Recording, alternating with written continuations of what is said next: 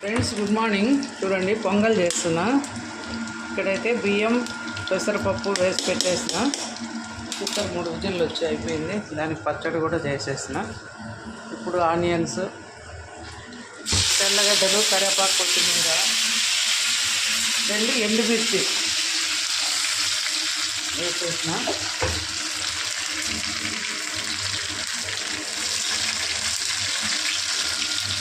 కొద్దిగా జీలకర్ర, తిరువాత గింజలు వేసుకున్నాం. ఆల్రెడీ దీంట్లో మిరియాలు, జీలకర్ర వేసినా కానీ మళ్ళీ కొద్దిగా వేసుకున్నాం ఫ్రెండ్స్.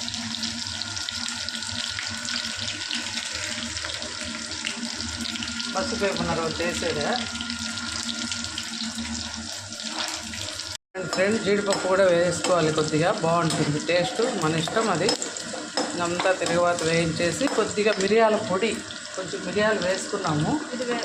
అయిపోయింది. ఇంకా తీసే దాంట్లో ఒక స్పూన్ పెట్టి బయట పెట్టే మిరియాల పొడి తిట్లేవు రవ్వ.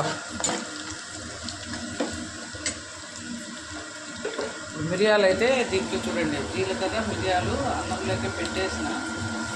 కొంచెం పొడి వేసుకుంటే సంహికి ఏమైనా పక్కన తీసుకుంటావు అంతా తీస్తే బెటరు. చూడండి, ఇప్పుడు మిరియాల పొడి, జీలకర్ర అన్నీ వేసుకున్నాం. ఇంతే. ఇప్పుడు తిరువాత దీంట్లో వేసి కలిపేద్దాం ఫ్రెండ్స్. చూడండి, తిరువాత వేసేసి అంతా కలిపేసాం. Good bye. పాలు తాగుతావు నాన్న కొంచెం. చూడండి ఫ్రెండ్స్, అంతే. వేడి వేడి పొంగల్ అయితే రెడీ అయిపోయింది. ఇప్పుడు కొంచెం నైవేద్యం పెట్టేద్దాం స్వామికి.